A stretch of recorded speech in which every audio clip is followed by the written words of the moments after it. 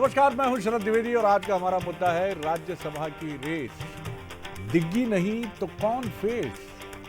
दिग्विजय सिंह सबसे दिलचस्प किरदार, पर्सनैलिटी मध्य प्रदेश की राजनीति के, और वो भी 90 के दशक से लेकर 2026 तक। इस मायने में आप कह सकते हैं कि वो भले ही विपक्ष के नेता हों और बीजेपी यहाँ 2 दशकों से ज़्यादा समय से सत्ता में है, लेकिन बीजेपी में भी अगर किसी नेता को थम कर ठहर कर देखने की बात सामने आती है तो नाम, सबसे पहले जो नाम आएगा वो नाम है दिग्विजय सिंह का। क्योंकि दिग्विजय सिंह एक ऐसे नेता है कि cutting across the party line उनकी पॉपुलैरिटी तमाम तरफ है। जैसे विराट कोहली की बात करें तो पाकिस्तान का एक टेलर जो दर्जी है, लेकिन उसका पूरा घर पटा हुआ है विराट कोहली के पोस्टर्स से। दिग्विजय सिंह कुछ ये हैसियत रखते हैं, लेकिन दिग्विजय सिंह का ये कहना कि मैं राज्यसभा की रेस से बाहर क्यों, पहला बड़ा सवाल, क्यों तय कर रहे हैं दिग्विजय सिंह की वो राज्यसभा की रेस से बाहर हैं? क्योंकि बीजेपी की तरह कांग्रेस में कोई ये इस तरह का पैरामीटर नहीं है कि भैया अब उम्र हो गई, बहुत हो गया, टर्म ज़्यादा हो गए आपके। जब खड़गे साहब हेड कर रहे हैं 80 पार हैं, तो दिग्विजय सिंह तो अभी 80 के नज़दीक भी नहीं है एकदम से कि आप कह लें कि 76 के आसपास है उनकी उम्र। कई सवाल हैं, बात करेंगे इस पर, लेकिन सबसे पहले देखिए हमारी ये रिपोर्ट। तो मेरे हाथ में नहीं है, इतना जरूर मैं कह दूं कि मैं अपनी सीट खाली कर रहा हूं। कांग्रेस के वरिष्ठ नेता दिग्विजय सिंह ने साफ कर दिया है कि वो अपनी राज्यसभा सीट छोड़ रहे हैं। इसके साथ ही प्रदेश की सियासी फिजा में सवाल तैर गया है कि आखिर वो सीट क्यों छोड़ना चाहते हैं। क्या दिग्विजय सिंह 2003 वाली कहानी दोहराने जा रहे हैं, जब उन्होंने विधानसभा चुनाव में मिली हार के बाद 10 साल कोई भी पद न लेने का फैसला किया था? क्या यह दिग्विजय सिंह की किसी नई भूमिका का संकेत है, या फिर संघ को लेकर पिछले दिनों दिए बयानों के बाद वो पार्टी हाईकमान के निशाने पर है? इस बीच दावेदारों को लेकर चर्चा शुरू हो गई है। पूर्व मुख्यमंत्री कमलनाथ, सीडब्ल्यूसी मेंबर कमलेश्वर पटेल, पूर्व केंद्रीय मंत्री अरुण यादव और पूर्व सांसद मीनाक्षी नटराजन राज्यसभा की रेस में सबसे आगे हैं। वहीं कांग्रेस अनुसूचित जाति विभाग के अध्यक्ष प्रदीप अहिरवार ने दिग्विजय सिंह को चिट्ठी लिखकर किसी दलित नेता को भेजने की मांग की है, तो दिग्विजय समर्थक उनसे सीट न छोड़ने की अपील कर रहे हैं। 17% जो मध्य प्रदेश में अनुसूचित जाति एससी वर्ग है, उसके व्यक्ति को राज्यसभा पार्टी भेजे। उनके कार्यकाल में इन दोनों वर्गों को बढ़ाने का ऐतिहासिक काम किए हैं।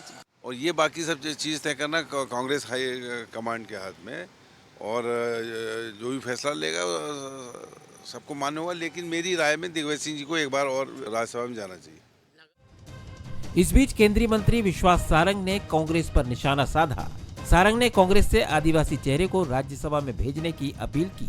भी यदि इतना आदिवासियों से प्यार है और वो इन सब घटनाओं में जिसमें उन्होंने हर समय आदिवासियों का विरोध किया उसका प्रायश्चित करना चाहते हैं, तो वो राज्यसभा से इस्तीफा दें और कांग्रेस में कहें कि उनकी जगह राज्यसभा में किसी आदिवासी चेहरे को भेजा।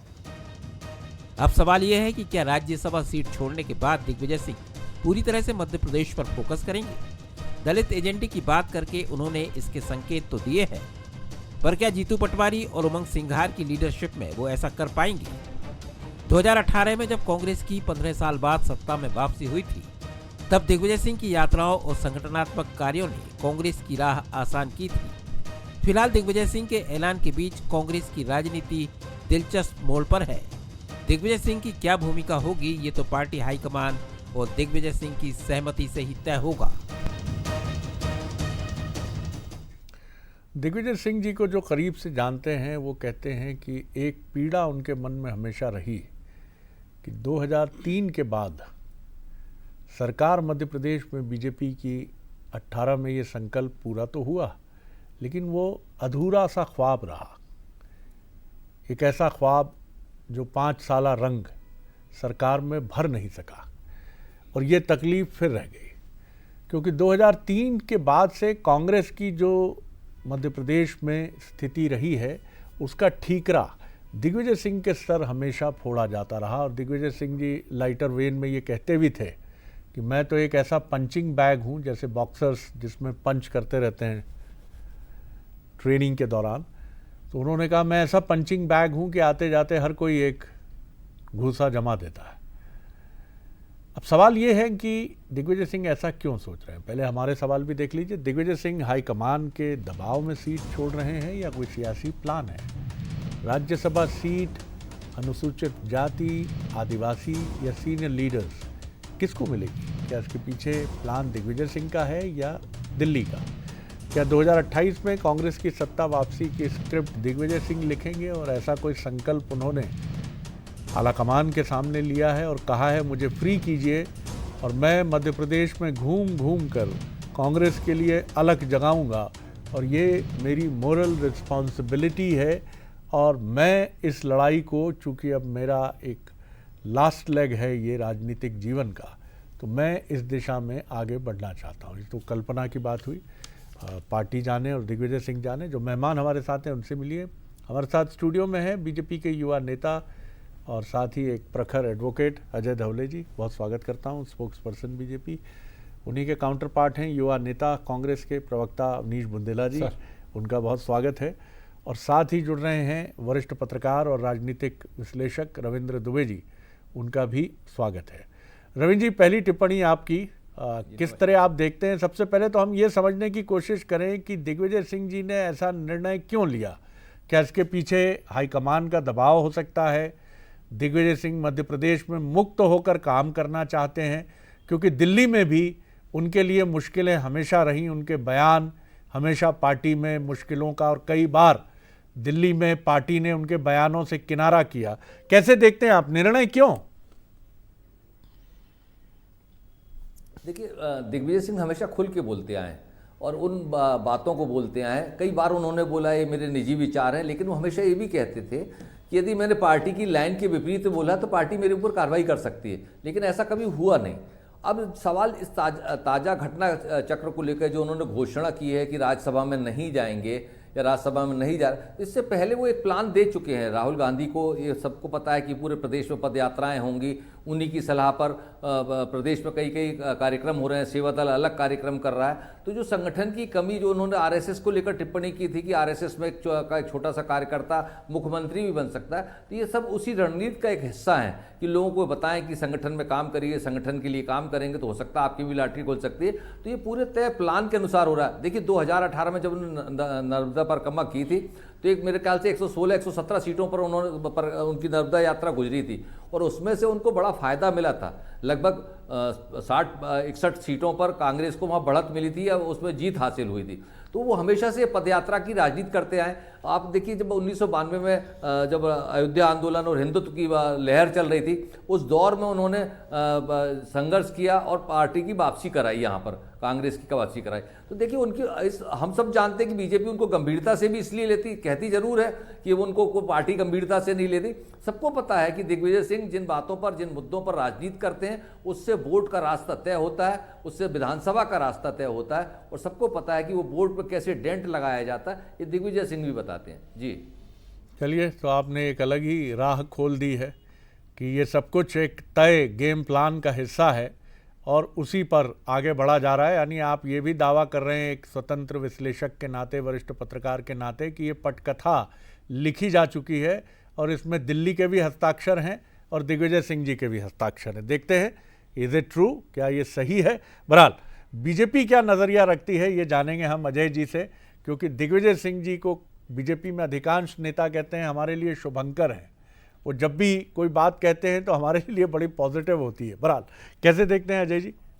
देखिए शरद जी, जिस प्रकार से रविंद्र जी ने अभी इसको एक्सप्लेन किया, मूल रूप से आप देखेंगे मध्य प्रदेश के कांग्रेस के इतिहास में दिग्विजय सिंह एकमात्र ऐसे नेता हैं जो अपने पॉलिटिकल रिलेवेंसी बनाना जानते हैं। तो समय समय पर जो कांग्रेस की डूबती हुई नैया है, जिसका कहीं ना कहीं जनाधार खिसकते जाता है, तो अपने बयानों के माध्यम से किस प्रकार से मीडिया में रहना है, मेन स्ट्रीमिंग करना है, ये वो बहुत भली भांति जानते हैं। आज का यदि परिप्रेक्ष्य में यदि बात करें, आज का उनका जो बयान आया उसका कंटेक्स्ट ये था कि प्रदीप अहिरवार जो एससी कांग्रेस के अध्यक्ष है प्रदेश के, उन्होंने एक पत्र लिखा। उस पत्र में उन्होंने कहा था कि जो 2026 में राज्यसभा के चुनाव होने हैं मध्य प्रदेश में, एक सीट कांग्रेस को मिल सकती है तो वो किसी दलित को दी जाए। लेकिन आप पॉलिटिकल हिपोक्रेसी देखिए कि इसका निर्णय कौन लेगा? इसका निर्णय लेगा जो पॉलिटिकली डायनास्टी के प्रति समर्पित लोग हैं, जो गांधी परिवार के प्रति समर्पित लोग हैं, उन्हीं को ये राज्यसभा की सीट दी जाती है। 2020 में किस प्रकार से एक राज्यसभा सीट के लिए किस प्रकार का मध्य प्रदेश में पॉलिटिकल फियास्को हुआ था, हमने सबने देखा है। तो कहीं ना कहीं भूमिका और पटकथा जिस प्रकार से रविंद्र जी उसको अच्छे कंटेक्स्ट में ले रहे हैं, मैं उसका थोड़ा सा विपक्षी और प्रतिस्पर्धी राजनीतिक दल होने के नाते कटाक्ष की यदि करे तो वो दिग्विजय सिंह जी फिर से उस राज्यसभा सीट के लिए अपनी तगड़ी लॉबिंग कर रहे हैं कि कहीं ना कहीं नेतृत्व ये उन्हें कहे कि जाना आपको ही है। लेकिन किसी दल के लिए क्या ये स्थिति आ सकती है कि आज उस दल के पास अच्छे लोग नहीं है, समर्पित कार्यकर्ता नहीं है जिन्हें राज्यसभा में पहुंचाया जाए। और राज्यसभा क्या कांग्रेस ने हमेशा से एलिट के लिए बना के रखी थी। मूल रूप से ऐसे जो संगठन के लिए काम करने वाले समर्पित लोग हैं, जो लोकसभा के माध्यम से, विधानसभा के माध्यम से सदनों में नहीं जा सकते, उनके लिए राज्यसभा के दरवाजे या जहां जहां विधान परिषद है वहां के दरवाजे खुले होने चाहिए कि जो जनता की आवाज बनने का प्रयास करे। लेकिन मध्य प्रदेश के परिप्रेक्ष्य में यदि बात करें तो जिस प्रकार की अंतर्द्वंद और अंतर्कलह से मध्य प्रदेश की कांग्रेस जूझ रही है, हमने पिछले सप्ताह ही देखा कि एक पूरा का पूरा दिग्विजय सिंह जी के ट्वीट के बाद में जो पूरा का पूरा पॉलिटिकल मैसेजिंग हुआ कि किस प्रकार से उन्होंने राष्ट्रीय स्वयंसेवक संघ और भारतीय जनता पार्टी की प्रशंसा की और उसके बाद में निधि चतुर्वेदी के माध्यम से उन पर टिप्पणियां हुई, तो आप समझेंगे कि कांग्रेस भारतीय जनता पार्टी के लड़ने की जगह, भारतीय जनता पार्टी से लड़ने की जगह जो अंदर खाने लड़ाइयाँ चल रही है, उस लड़ाई का ये एक हम इसको कहेंगे कि ये पार्ट 1 है। इसके बाद और कुछ आएगा। भोपाल डिक्लेरेशन के बारे में मैं और मुझे आप अवसर देंगे तो मुझ पर, लेकिन मूल रूप से विषय ये है कि दिग्विजय सिंह अपनी रिलेवेंसी बनाने के लिए इस प्रकार से गांधी परिवार को भी और मध्य प्रदेश कांग्रेस को भी पसोपेश में डाल रहे हैं। कैसे देखते हैं अवनीश जी? आपने सुना दोनों नज़रिए, गेम प्लान बताया हमारे दुबे जी ने, अजय जी का कहना है कि दबाव बनाने की रणनीति है, और सवाल ये भी है कि क्या वो बहुत आहत हैं? सूप तो सूप छलनी, ऐसे नेता भी बोलने लगे जो दिग्विजय सिंह जी पर, मैं नहीं कहता लोकतंत्र है, लेकिन कम से कम सभी ने ये सवाल किया कि क्या वो निधि चतुर्वेदी जी की तरफ से जो टिप्पणी आई, क्या वो आनी चाहिए थी? जी देखिए, ये बात मैं स्पष्ट करूँ शरद जी कि यही कांग्रेस का आंतरिक लोकतंत्र है। और अगर इस तरह का पत्र जिसने भी लिखा, प्रदीप अहिरवार जी मेरे भी अच्छे मित्र हैं, योग्य हैं, लेकिन हाँ ये पत्र अगर मीडिया में आ रहा हो, हम चर्चा कर रहे हैं, तो ये कहीं ना कहीं अनुशासन नहीं है शरद जी। और इस तरह की चीज़ें अगर पार्टी में बढ़ेंगी तो पार्टी को हमेशा से नुकसान होता है। जी। और जो चीज़ें देखिए, मैं कहूँ जिस पार्टी के राष्ट्रीय अध्यक्ष दलित हो, खड़गे साहब, और मध्य प्रदेश में जिस पार्टी का नेता प्रतिपक्ष आदिवासी हो और अध्यक्ष जो है वो ओबीसी हो, शरद जी, तो मुझे लगता है इस तरह के पत्र का प्रासंगिक नहीं रह जाता, प्रासंगिकता नहीं रह जाती। और जहाँ तक दिग्विजय सिंह जी की बात है कि दिग्विजय सिंह जी पद के लालची नहीं है। अगर पद के लालची होते तो जब यूपीए 1 यूपीए 2 गवर्नमेंट थी तो उन्होंने अपना संन्यास 10 साल का पूरा निभाया, राज्यसभा जाकर सांसद बनकर कोई भी बड़ा स्ट्रॉन्ग बड़ा मंत्रालय केंद्रीय मंत्री बन सकते थे, नहीं बने। मतलब दिग्विजय सिंह जी को पद की लालसा नहीं है, पहली बात तो स्पष्ट कर दूं। और उन्होंने ये कहा कि मैं अपनी सीट खाली कर रहा हूं। शरद जी, सीट खाली करना एक स्वाभाविक प्रक्रिया, लेकिन ये नहीं कहा कि मैं जाना नहीं चाहता हूं, क्योंकि दिग्विजय सिंह जी आज की तारीख में लोकसभा राज्यसभा के सदन में दिग्विजय सिंह जैसे योग्य नेताओं की आवश्यकता है, जो मोदी की आंखों में आंखें डालकर बात कर पाएं, जो अमित शाह जी के सामने खड़े होकर बात कर पाएं, अपना पक्ष रख पाएं, पार्टी का पक्ष रख पाएं। और जहां तक दिग्विजय सिंह जी की बात है, दिग्विजय सिंह जी ने अपने कार्यकाल में पता नहीं कितने दलित नेताओं को बनाया है, पता नहीं कितने ओबीसी नेताओं को, मतलब उनका राजनीतिक भविष्य, राजनीतिक कैरियर बना। मैं तो कह रहा हूं आज जीतू पटवारी जी हैं, जीतू पटवारी जी खुद दिग्विजय सिंह जी की नर्सरी से निकल कर आते हैं। पता करिए इतिहास कि कैसे, मतलब दिग्विजय सिंह जी ने सब कुछ चश्मे से देखा। अब उमंग सिंगार जी की बात करें तो उमंग सिंगार जी खुद अपनी बुआ जी के बहुत बड़े फॉलोअर हैं, तो मतलब बुआ जी की नर्सरी से निकल कर आते हैं। तो देखिए, कांग्रेस में हमेशा से आप देखें दिग्विजय सिंह जी, कमलनाथ जी, आदरणीय बुआ जी, स्वर्गीय बुआ जी, और मतलब ये कुछ ऐसे नेता, सुभाष यादव भी स्वर्गीय शरद जी, कि आज जो भी आपको कांग्रेस दिख रही है, मतलब एक स्वर्गीय अर्जुन सिंह जी दाऊ साहब, मतलब जो कांग्रेस जो भी है, आपको कहीं ना कहीं हर नेता जो है कहीं ना कहीं इन नेताओं से जुड़ा हुआ दिखेगा, कहीं ना कहीं इन नेताओं का। और इन नेताओं ने सभी को बढ़ाया, नहीं तो हमारे ओमकार मरकाम नहीं होते सर।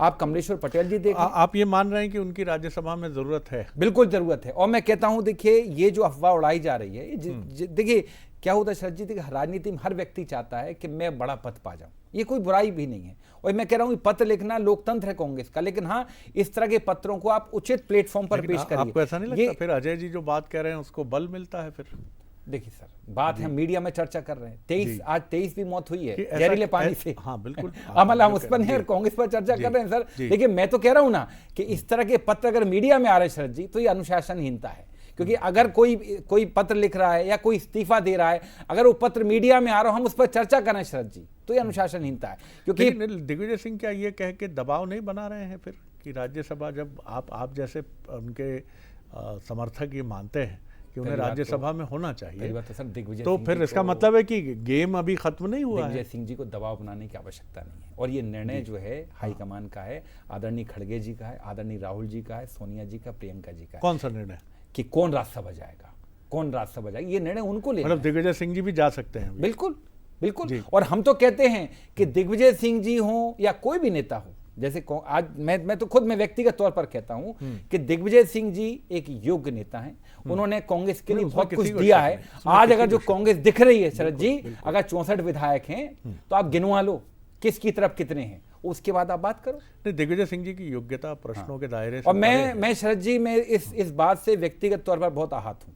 अगर ये पत्रबाजी हो रही है और पत्रबाजी मीडिया में आ रही है तो ये अनुशासनहीनता है। ये आपके प्रदेश अध्यक्ष और आपके संगठन, ये चाहे प्रदेश अध्यक्ष मुझे सुन रहे हो प्रभारी तो सुन लें, और मैं निवेदन है मेरा उनसे, माननीय प्रभारी जी से, कि इस तरह की चीजें जो हो रही हैं ये नहीं होना चाहिए। आप बड़ी बात कह रहे हैं, और एक आहत कांग्रेसी की पीड़ा भी झलक रही है आपकी बात में कि ये मत करिए इस समय जब हमें एकजुट होकर एक साथ बात कहने की। दुबे जी आपने सुना, रविंद्र जी आपने सुना, अवनीश बुंदेला जी बहुत प्रखर होकर ये बात कह रहे हैं, बहुत वोसिफेरस मुखर होकर ये बात कह रहे हैं कि उन्हें राज्यसभा में होना चाहिए, और वो अभी भी इस बात को लेकर उम्मीद से भरे हैं कि वो राज्यसभा में हो सकते हैं। कोई नहीं जानता कि केंद्रीय नेतृत्व या हाईकमान, कांग्रेस की अगर बात करें तो यहाँ हाईकमान शब्द ज़्यादा प्रयुक्त होता है, तो हाईकमान जो है वो क्या सोच रहा है, और क्या दिग्विजय सिंह जी ने ये उस पीढ़ी को एक कहीं थोड़ा सा एक स्टर्न मैसेज दिया है, एक सख्त संदेश दिया है कि भैया आप लोग ज़्यादा करोगे तो मैं भी छोड़ छाड़ के बैठ जाऊंगा। क्या ये सिरा भी हो सकता है एनालिसिस का? जी देखिए, इसमें दोनों बातें हो सकती हैं। ऐसा नहीं कि अपन ये बात नहीं कह सकते कि जो बुंदेला जी कह रहे हैं या जो अजय जी कह रहे हैं इस बात में कहीं कोई दम नहीं है। लेकिन देखिए, अब जो अपन को ऊपर दिख रहा है, जिसमें दिग्विजय सिंह के बारे में कह सकते हो, उन्होंने बोला 10 साल में कोई पद नहीं लूंगा, उन्होंने नहीं लिया। यदि उन्होंने बोला मैं सीट छोड़ रहा हूं, इसका मतलब वो छोड़ रहे हैं, वो सार्वजनिक कोई इतने हल्के व्यक्ति नहीं है कि वो जो बिना सोचे समझे कह रहे हो। बिल्कुल बिल्कुल। तो इसका मतलब है कि उन्होंने पूरा तय कर लिया है कि बिल्कुल मैं इस बात से सहमत हूं कि वो अपनी बात के पक्के हैं और बिना उसके नहीं कहते। यदि पार्टी ने बोला था लोकसभा लड़ी है तो उन्होंने लोकसभा लड़ा, ऐसा नहीं कि उन्होंने डिनाई कर दिया, बिना बात करे उन्होंने चुनाव लड़ा, जबकि उन्हें मालूम था कि बड़ा कठिन चुनाव होने वाला है लोकसभा का। अब रहा सवाल इस बात का कि साहब जो हो रहा है इसमें पॉलिटिक्स कितनी है, उन दलित कितनी। तो देखिए, मैं जितना जानता हूं या कांग्रेस के जिन नेताओं से, मेरे बड़े नेताओं से चर्चा हुई है या जो भी बात हुई है, युवा विधायक जो मंत्री बन गए थे और बाद में अब उनसे चर्चा होती है, तो ये बात कर रहा, राहुल गांधी खुद उनसे कहते हैं कि तुम लोग कमलनाथ और दिग्विजय सिंह कब बनोगे, आप अभी से तैयारी करिए। तो जो युवा लेके आ रहे हैं, मान के चलिए राज्यसभा में कोई अच्छा युवा हो सकता है, कोई अनुभवी युवा जा सकता है, तो क्यों नहीं जाना चाहिए? या दलित है या आदिवासी है तो क्यों नहीं जाना चाहिए? या कोई सवर्ण वर्ग लेकिन एक सवाल और है, लोकसभा में एक सवाल ये है कि आखिर भोपाल डिक्लेरेशन की बात दिग्विजय सिंह जी ने उठाई है, कांग्रेस ने उठाई है। भोपाल डिक्लेरेशन दिग्विजय सिंह जी का सबसे फेवरेट सब्जेक्ट है, तो क्या मध्य प्रदेश की राजनीति में उनकी भूमिका या उनके विचार, राहुल जी उससे सैद्धांतिक रूप से सहमत हैं? भोपाल डिक्लेरेशन क्यों आ गया? देखिए, अब ये बात सही मुद्दे पर आई कि देखिए, वो यदि उन्होंने गेम प्लान बनाया है तो गेम प्लान के तहत ये उनका पहला उन्होंने प्रेजेंटेशन दिया, कुछ अखबारों में छपा था, कुछ चैनलों ने चलाया था कि दिग्विजय सिंह ने वो प्रेजेंटेशन दिया है और राहुल गांधी ने उसमें सहमति व्यक्त की है, खड़गे जी ने उसमें सहमति व्यक्त की है। ये मेरे ख्याल से 3-4 महीने पुरानी घटना है।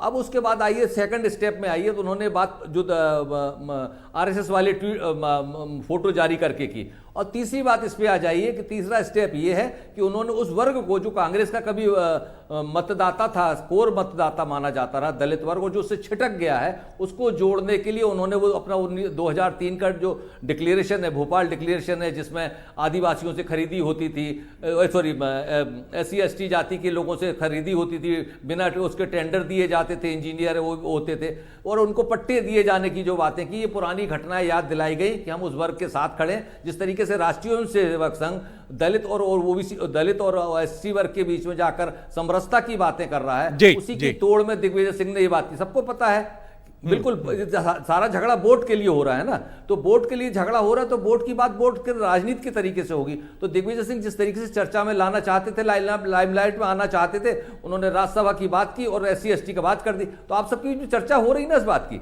इस बात में मुद्दा बन गया ना कि SC/ST डिक्लेरेशन 2 क्यों आ रहा है, भोपाल डिक्लेरेशन क्यों आ रहा है, इस बात के लिए हम सबको दिख रहा है कि क्यों आने वाला है बात। तो इस बात का सहमत करिए कि जो कांग्रेस की राजनीति है उसका एक हिस्सा है ये। बिल्कुल अजय जी।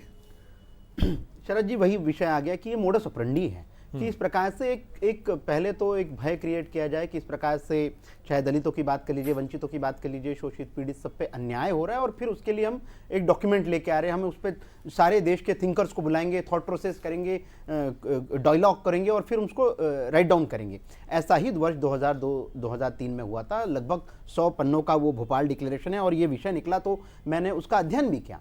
उस भोपाल डिक्लेरेशन के सुझाव को वर्ष 2003-4 के बाद में केंद्र में यूपीए की सरकार आई, यूपीए 1, यूपीए 2, उसी के रिकमेंडेशन को, उसके ऑब्जर्वेशन को यदि इंप्लीमेंट कर लिया जाता तो बहुत सारा परिवर्तन आ जाता। आज भी देश के कई राज्यों में कांग्रेस की सरकार है, उसको यदि इंप्लीमेंट कर लिया जाए तो परिवर्तन आ जाए। लेकिन परिवर्तन के लिए हम एक समाज को सिर्फ मोहरा बनाने का प्रयास करें। आज प्रदीप अहिरवार जी ने आहत होकर, और देखिए कि कांग्रेस की स्थिति क्या है कि एक SC वर्ग से आने वाला प्रदेश का अध्यक्ष SC मोर्चा का, वो पत्र लिख रहा है कि हमें दलितों को एक राज्यसभा की सीट दी जाए। तो जिस दल में ये राज्यसभा की सीट मांगने पड़ रही है, जिसपे मेरिट पे नहीं मिल रही है, वो लॉयल्टी से मिल रही है, परिवार के प्रति जिनकी लॉयल्टी है, डायनेस्टी के प्रति जिनकी लॉयल्टी, उनको मिलने वाली है, ये तो निश्चित है। तो लेकिन ये भोपाल डिक्लेरेशन, ये एक कहीं ना कहीं एक पूरा का पूरा आप और हमारे समक्ष ये एक ऐसा हम कहेंगे कि परिदृश्य क्रिएट किया जा रहा है कि दिग्विजय सिंह दलितों के सबसे बड़े मसीहा बनने की ओर अग्रसर हैं। देश के सारे थिंकर्स को बुलाएंगे, उसमें फिर से उनकी अनुशंसाएं लिखेंगे और वो कांग्रेस के नेतृत्व के समक्ष प्रस्तुत करेंगे। तो कहीं ना कहीं अपनी खुद की राजनीति, व्यक्तिगत राजनीति को केंद्र बिंदु में रख के ये पूरा का पूरा जो विषय शुरू किया गया, उस विषय को पटाक्षेप अंतिम में उस राज्यसभा की सीट पे ही होना है। लेकिन सवाल ये भी है कि आखिर जब हम देख रहे हैं कि उत्तर और मध्य भारत की एक बड़ी पट्टी में, जिसे हम हिंदी बेल्ट बोलते हैं, वहाँ हिंदुत्व का मुद्दा छाया है और बीजेपी डेवलपमेंट और हिंदुत्व की एक फ्यूजन के साथ आगे बढ़ रही है, वहाँ पर कथित रूप से डाउनट्रोडन क्लास की कथित उपेक्षा का मुद्दा कितना वजनदार होगा, ये वक्त बताएगा। बहरहाल कम वक्त है मेरे पास। देखिए शरद जी, मैं एक बात स्पष्ट कर दूं कि वर्तमान में हमारे 99 सांसद हैं शरद जी लोकसभा में। आप उसमें निकाल लें कि दलितों का SC ST OBC का परसेंटेज क्या है, भाजपा से ज़्यादा निकलेगा। और आप देखें वर्तमान में हमारे 57 राज्यसभा सांसद हैं शरद जी, मुझे वो संख्या मालूम है। हमारे 57 में से 20 राज्यसभा सांसद जो हैं SC ST हैं और OBC कितने हैं ये मेरी जानकारी में नहीं है। तो आप समझ, हमारा इतना प्रतिशत है, मतलब हमने, कांग्रेस ने जितना दलित SC ST OBC को हमेशा प्रयास किया है कि इस वर्ग को, वंचित वर्ग को आगे आना चाहिए। आप देखें इनने तो यहाँ भी खंडेलवाल लेके आए ना सर, इनने तो SC ST OBC नहीं बनाया, हमने देखिए बना रखे हैं। तो ये इनको कहने का, भाजपा को कहने का अधिकार नहीं हो। जहाँ तक देखिए राज्यसभा सीट की बात है तो मैं कहूँगा योग्यता को नेतृत्व देगा। आप देखें कांग्रेस पार्टी का जो हमारा नेतृत्व है, मैं कह रहा हूं अंतिम निर्णय हाईकमान का है। हाईकमान अगर कहेंगे ये जाएगा तो वो हम सब उनके साथ हैं। लेकिन हाँ, मैं कहता हूं कि दिग्विजय सिंह जी एक योग्य नेता हैं और 10 साल उन्होंने मध्य प्रदेश को दिए मुख्यमंत्री के तौर पर, और भाजपा की पूरी राजनीति दिग्विजय सिंह और कमलनाथ जी के सेंट्रिक रहती है। और मैं कहता हूं कमलनाथ जी, दिग्विजय सिंह जी ऐसे नेता हैं सर कि मध्य प्रदेश में आज भी इनकी बहुत आवश्यकता है। इतनी आवश्यकता है कि 2028 का जो रण है ना सर, बिना इनके मार्गदर्शन में कहूं या बिना इनके सलाह मशवरे के कहूं,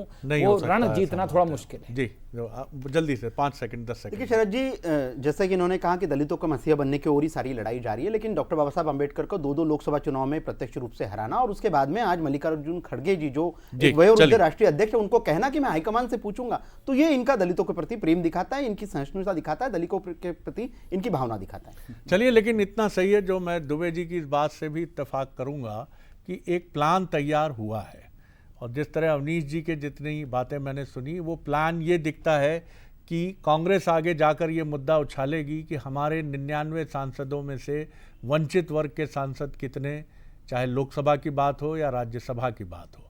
हमारा राष्ट्रीय अध्यक्ष अनुसूचित जाति वर्ग से आता है, और इसी तरह विभिन्न राज्यों में भी शायद इस तरह का एक आंकड़ा निकाल कर कांग्रेस अब बीजेपी के सामने समाज के वंचित वर्ग, विशेषकर अनुसूचित जाति और जनजाति वर्ग के एक मुद्दे के साथ आने की कोशिश करेगी क्या, मैं अभी इसे सवाल के तौर पर आप सभी के सामने रख रहा हूं।